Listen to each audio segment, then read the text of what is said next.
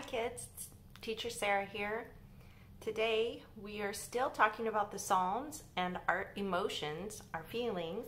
I brought my chart again to look at. And today the feelings we're talking about are fear and anger.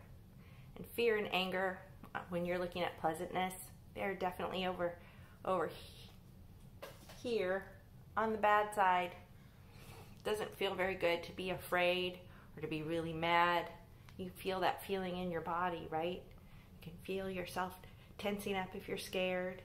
You can feel yourself full of big feelings when you're feeling angry. But even feelings like fear and anger, you can have little ones and big ones.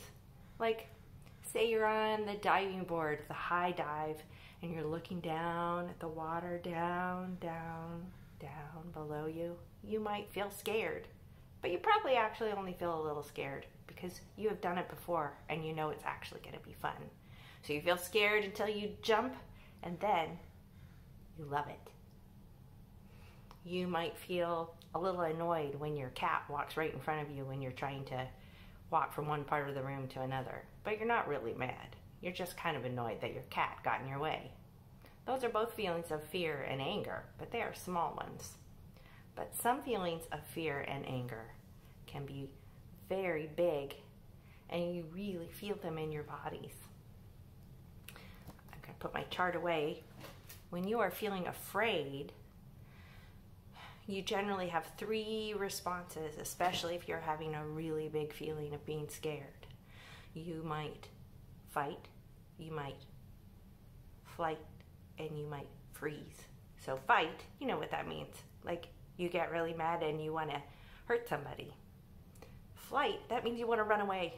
You're really scared and you just want to get out of there. And freeze means you're so scared you just don't even know what to do. All of those feelings, whether you're feeling scared and you want to fight somebody, so your fear is kind of turning into anger, whether you're wanting to run away, or whether you're wanting to freeze and not just, you can't figure out what to do. In all of those situations, you can take a deep breath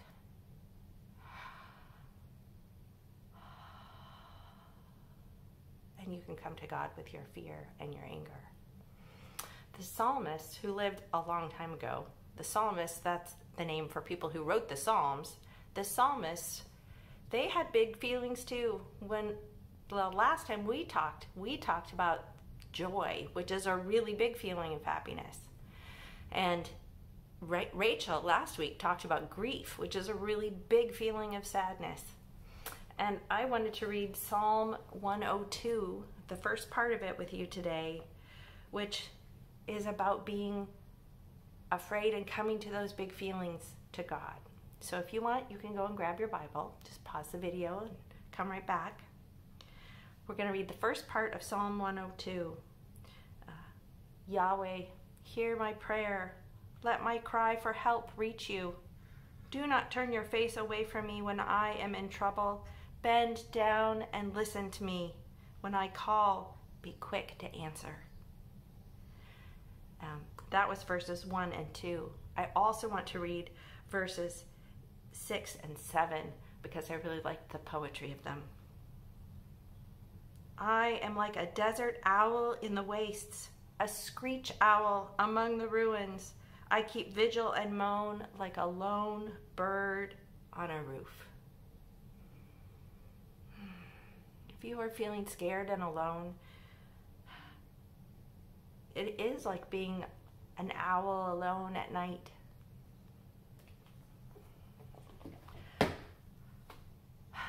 Thinking about fear and anger while I was getting ready to do this lesson, our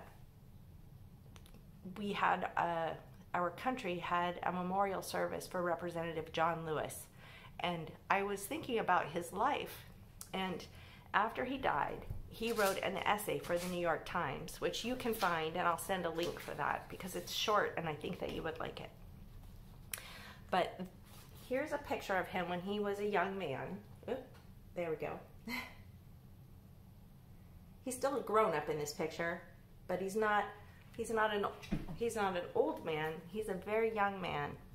And he is writing in his essay, he writes a little bit about when he was young. And this is what he wrote about when he was young. He said, "In those days, fear constrained us like an imaginary prison, and troubling thoughts of potential brutality committed for no understandable reason were the bars."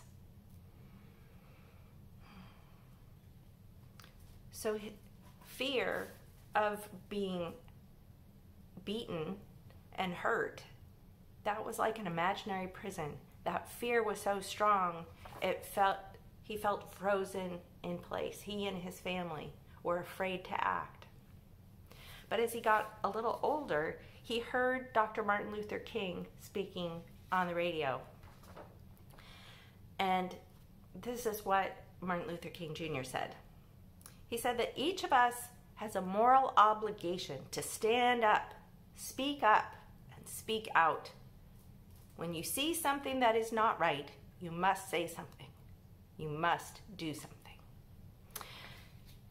And John Lewis was inspired. Even though he was afraid, he was inspired to act and to stand up and to speak out.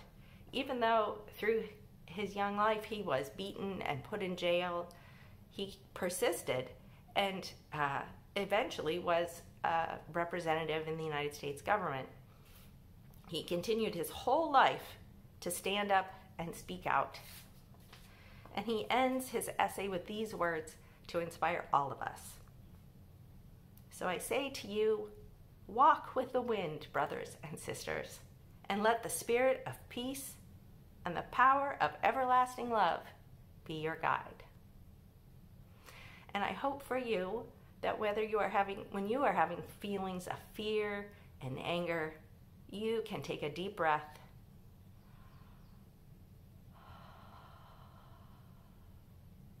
and come to God in prayer. Maybe read a psalm. Maybe write your own poem or your own song. Or maybe you will stand up and speak out like John Lewis. Thanks for coming, and we'll see you next time.